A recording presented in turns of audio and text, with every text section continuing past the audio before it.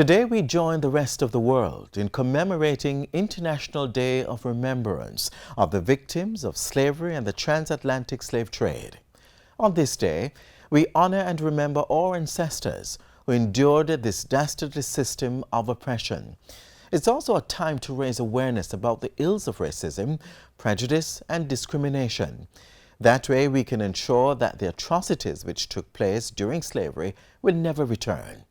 We continue our magazine program with a word of advice and then the news.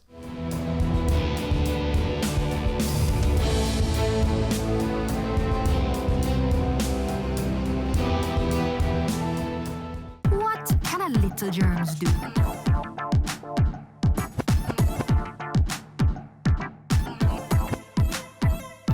Pink eye running belly, even flu. Germs can make them happen to you.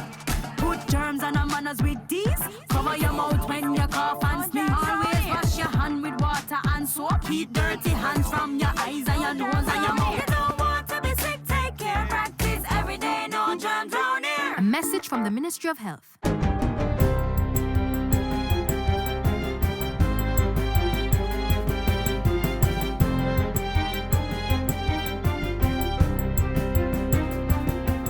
Good day, I'm Stephen McHugh, and this is your JIS News for Monday, March 25. Users of Emancipation Park in Kingston now have access to free public Wi-Fi technology. The service was commissioned on Friday by the Universal Service Fund. This now brings to 7 the total number of public Wi-Fi areas across the island. Addressing the audience at the launch, Science and Technology Minister Favour Williams says the initiative will aid in further developing Jamaica as a digital society. Today's commissioning of the public Wi-Fi facility injects a fresh and a new way we can use this park to hope, to excel, and to be. In a world where Wi-Fi connectivity is almost seen as a requirement, and I'm going to change that to say it is a requirement, the government of Jamaica is giving you access to the tools to positively transform your lives.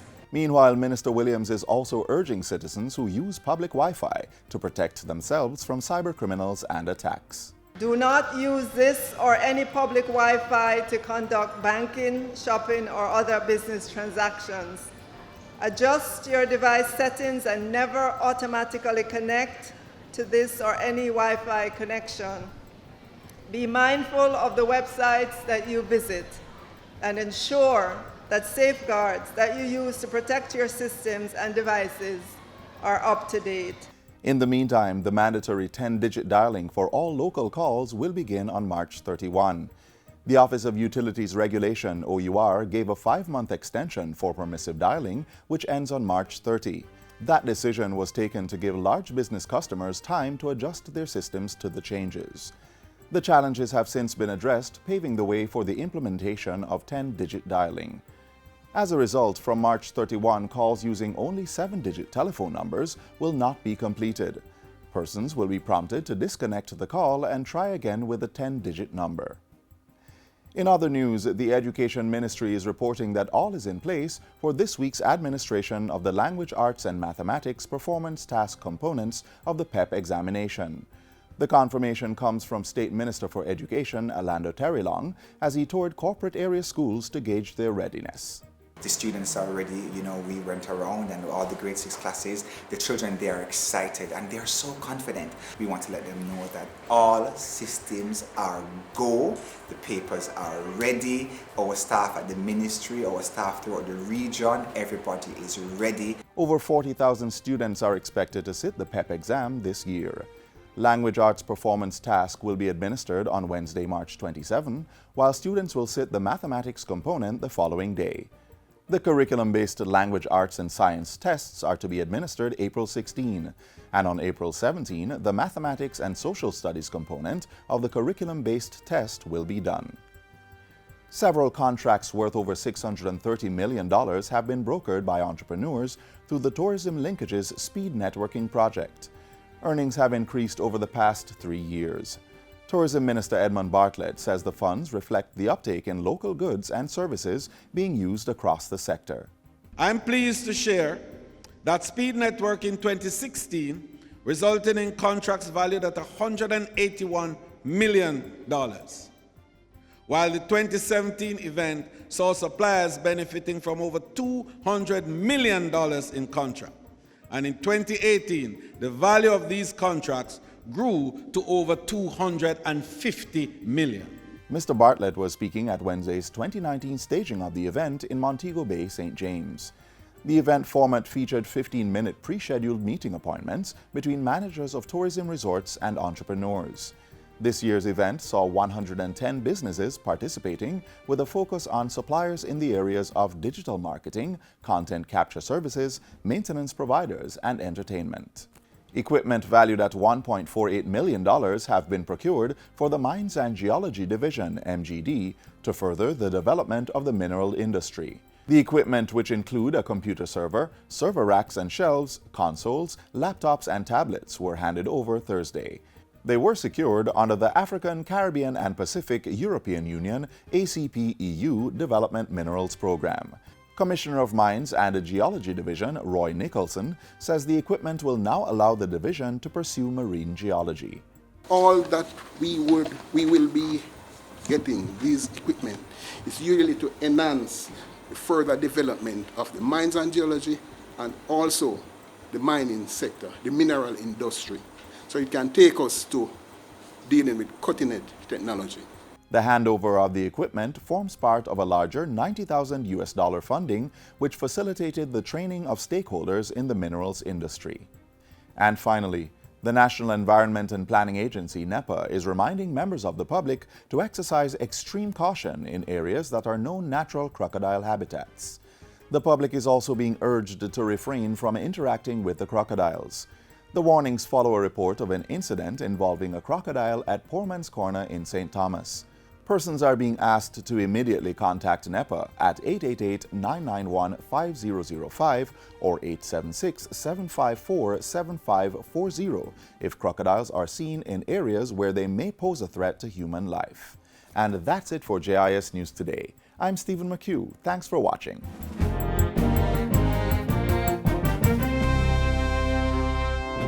If you no want pop down and fenke, you fi burn mosquito and run with dengue. So no make water settle in open container.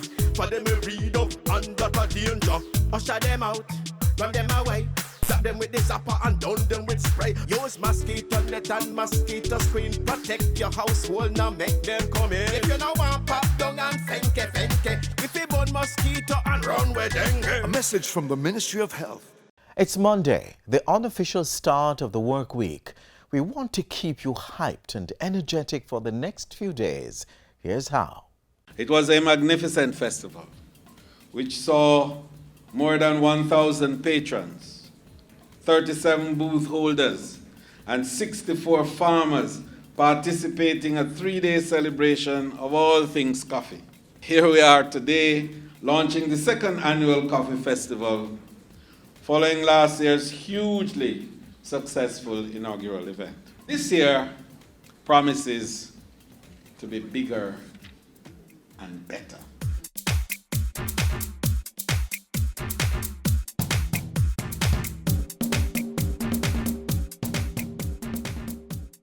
We'll be having the seminars starting on day one. We will again be doing our educational seminars to the farmers throughout both those who produce Jamaica Blue Mountain Coffee as well as High Mountain Coffee. And this year the seminars will be held at UTEC, and we are trying to increase the numbers. So we thought we'd bring it a little closer in so we can get more farmers to participate, and we're very excited for that. We will also be having again this year our barista competition, and we'll be having other seminars geared towards our patrons, introducing you to the history of coffee, how to make a perfect brewed cup of coffee. On day 2, we go up to Newcastle for the festival marketplace, which will have coffee and coffee-infused products. We heard some of the things we had last year, coffee scrub, we had coffee-infused pork and chicken, and we had coffee rice, coffee bami, coffee flour, coffee ice cream, you name it, we had it, coffee cake, coffee liqueur.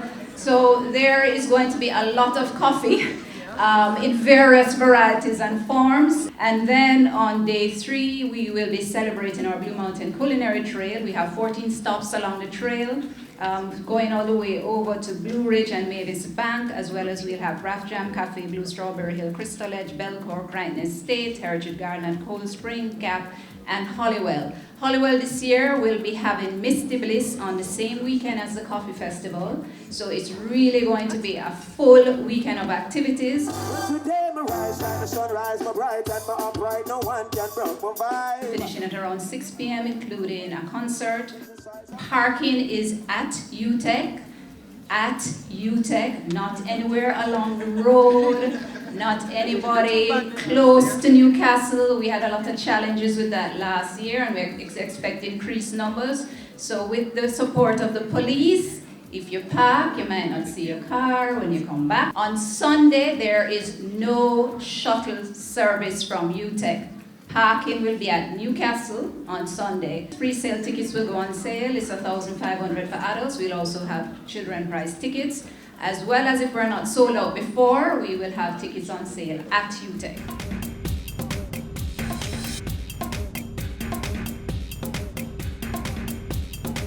This coffee festival is just one of the many tools that will be used to continue to grow and build the awareness of the Jamaica Blue Mountain Coffee. Jamaica Blue Mountain Coffee Festival then represents the coming together of two of the country's most important economic industries, tourism and coffee. A creative concept to showcase our rich coffee tradition, diversify our tourism product, and extend tourism's benefit to the coffee community.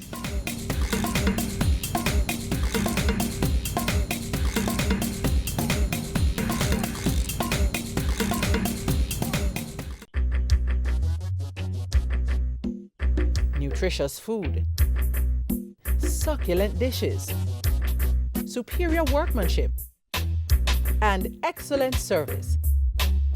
Jamaica is on the go. Let's grow what we eat and eat what we grow. Let's harness the indomitable spirit of our most valued resource, our people. Let's support our local businesses. After all, buying Jamaican means building Jamaica. As we honor our slave ancestors today and beyond, we highlight the resilience of one of our national treasures. Lend me a nanny now. Nanny? Which of the money is that again? You know it's long time I use Jamaican money. Cause me not here, me in foreign. It's the $500. The one with the only female hero on it. Nanny of the Maroons? Or you in a membership either? Yeah, you know, a little bit. What? Oh, you finna remember the great Nanny of the Maroons? Alright, let me give you a run through.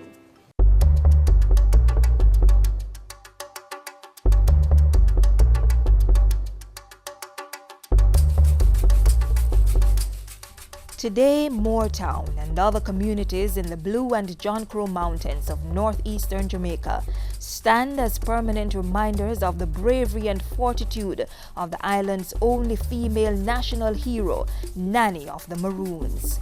Nanny was among a group of brave enslaved men and women who dared to resist their master's rule by running away. These runaway slaves formed communities in the hilly interior of the island and fiercely protected them from the Spanish and later the British. After decades of warfare, the British finally yielded by recognizing the Maroons as an independent people with the signing of a treaty in 1739. The autonomy of the Windward Maroons is largely due to Nanny's tenacity as a revolutionary chiefess. Most of what we know about Maroon leaders, including Nanny, has been passed down through oral history, but that hasn't diluted her prominence in Jamaican folklore. According to stories, Nanny came to Jamaica as a slave from the Ashanti tribe of the Akan region of West Africa. It is said that she, along with her brothers Akompong, Kojo, Johnny, Kofi, and Kwaho, ran away from a St. Thomas plantation, settling in the mountains of Portland. Nanny remained in the Blue Mountains while her brothers branched out into other mountainous regions on the western end of the island. Popularly known as Nanny Town, Tony River, as the Maroons called it, was led by Nanny. Nanny's community was well organized, with its members surviving on animals raised and hunted, as well as crops grown and raided from plantations. Security came in the form of the location of the community high in the Blue Mountains, weapons seized in raids, and traditional African weapons of bow, arrows, and spears. Tony River was destroyed in one of the many fights between the Maroons and the British, causing Nanny to move her community deeper into the hills to what is now present-day Moortown.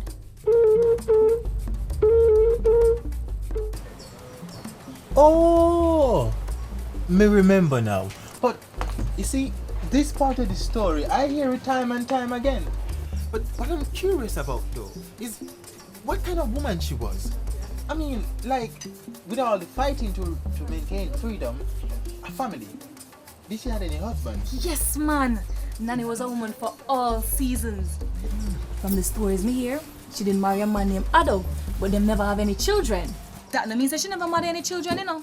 She was mommy nanny, granny nanny. She helped raise most of the children in Tony River. Innit? Nanny was our mother.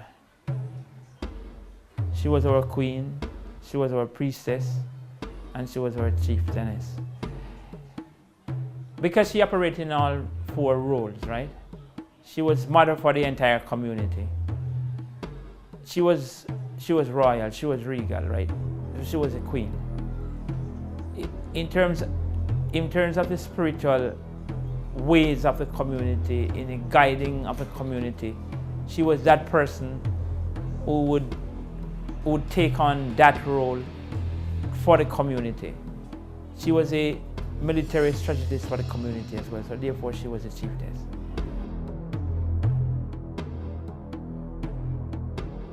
Any leader of any ilk or any quality generally rules with two gloves. You know, two separate pair of gloves. One is a cotton glove and one is a iron glove. And you have the cotton glove on, and then you have the iron one, and you put the cotton one over it.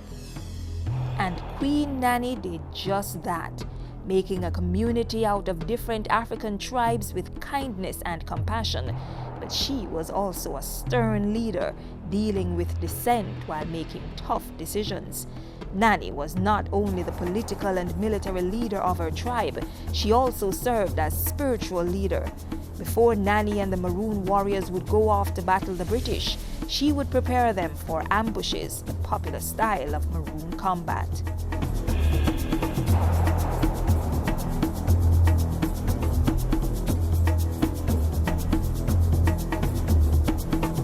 Warriors would be trained, and everybody would be given a cut, and they would send to a special pool in the river, right? Where they could go and dip in the water. And if you come back out and your cut is not well, then you don't go to fight. But anybody who dip and come back out and their cut was well, then they can go into fight. You know, there are times when it required a consultation with the jege, and if you consult the jege and the jege tell you can't go, then you don't go to fight.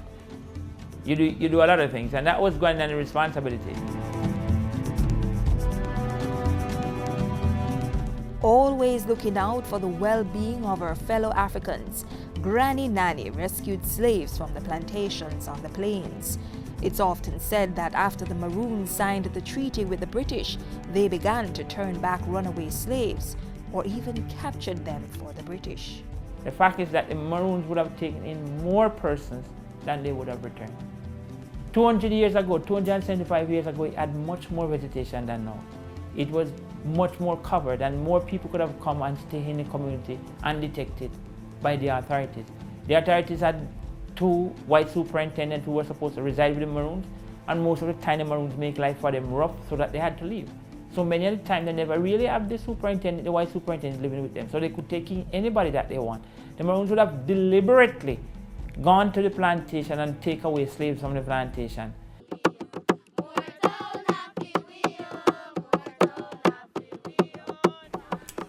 her death though? Like, how did she die?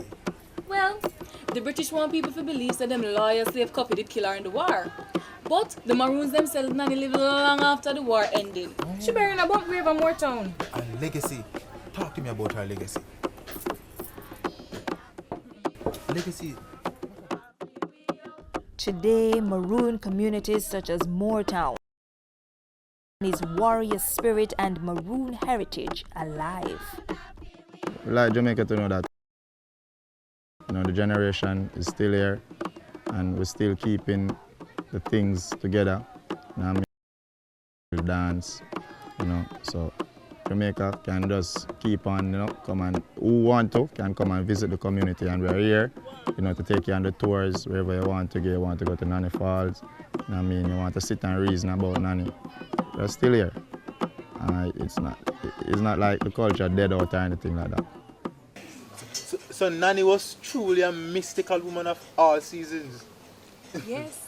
Like, when I tell you more about the heroine, I can get the nanny now. You're not easy, but no problem. You can have your nanny.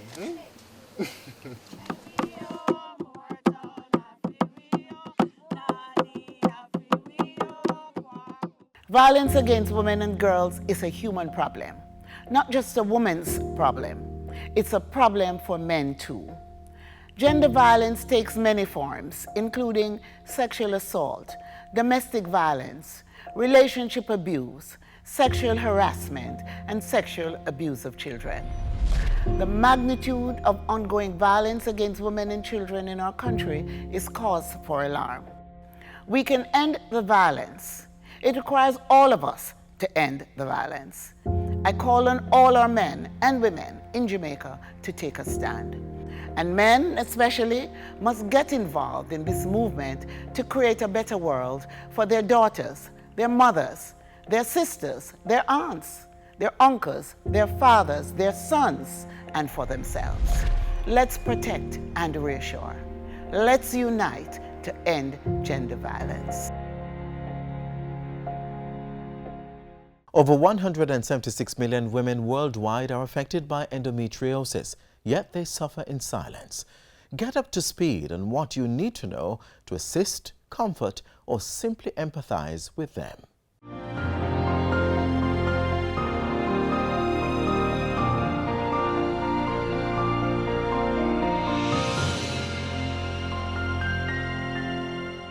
I was always so miserable during my period, for as long as I can remember. The pain was so severe. I remember not having an appetite, nauseous. It was difficult to stand. It felt like a monthly interruption of my life. It continued for years, an endless cycle of suffering. I had no idea what was wrong with me. Then I was diagnosed with endometriosis. Endometriosis is a chronic, painful condition of women in their reproductive years. So the condition occurs when the tissue that is normally inside the womb, called the endometrium, gets on the outside. This organ here is the uterus, or the womb, and within it is the endometrium. This is the tissue that is normally shed each month when you have a menstrual flow or a period. And it behaves normally when it flows and you have a period. However, if this tissue flows backwards through the fallopian tube, the structure here, it can land on the ovary, this white structure here, and form endometriotic cysts called endometriomas. It can run down the back of the womb and form deposits here, which can cause pain. The most common symptoms are very painful periods.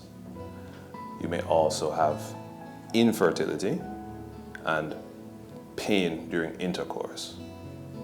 Now, if the endometriotic deposits end up in other places, for example, endometriosis has been found in almost every tissue in the body. So it can be in the eye, so rarely. You may have intermittent blindness. It can be in the lung, so you can have shortness of breath, symptoms of a collapsed lung. In the brain, you can have seizures. To diagnose endometriosis, we start with the history of the painful periods.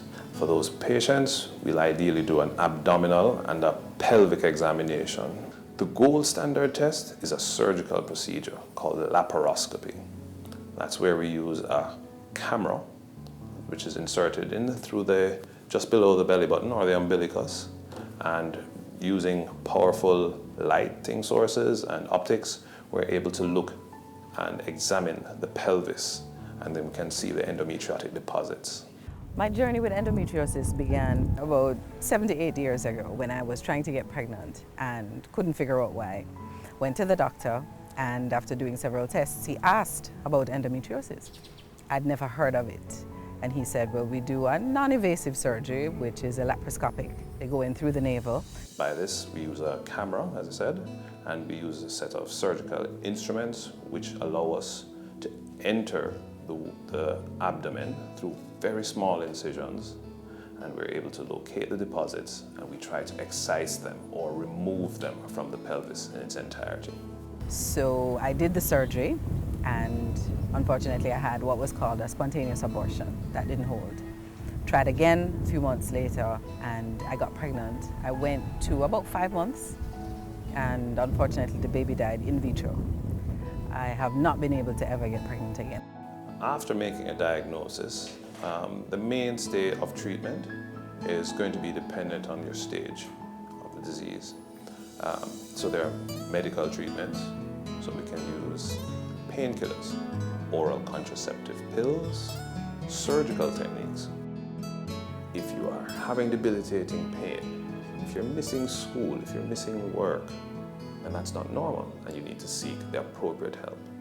There are specialists who are well trained, both in terms of picking up the symptoms and making the diagnosis, and in terms of treatment. And the earlier you're treated, the better the outcome is likely to be. I think every woman should get checked, because we've grown up to hear that once you have a bad period, it's a norm. Unfortunately, for those of us who have it, it's not the norm. I started following Shauna Fuller's story and finding out how she found out that she had it. And I offered my services. I said, I want to spread the word. I volunteered. They have a support group. I went there and met with others. And I also got involved in the march. If you find out you have it, join the Base Foundation. Be a support for somebody. There's nothing better than just that encouraging word. And just know that there's somebody out there who understands. I can only encourage our women, if any of these symptoms seem to be occurring to you, seek appropriate help through your local obstetrician gynecologist and be referred to a specialist.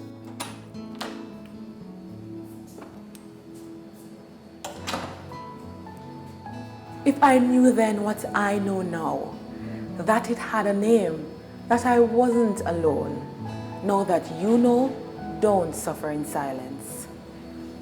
Endometriosis affects 1 in every 10 women and girl worldwide. In Jamaica, over 10,000 women are affected by the disease. Many are not aware that they have it.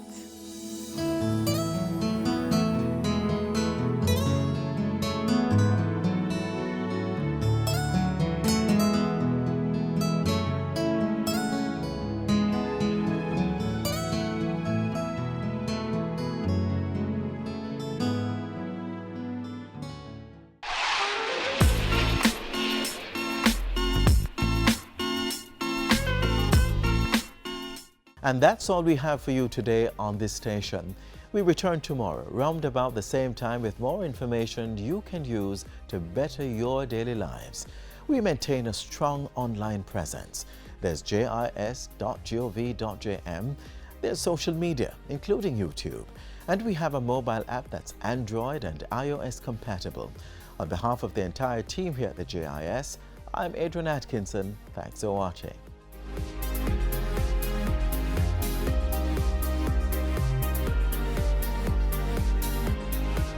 This has been a production of the Jamaica Information Service, the voice of Jamaica.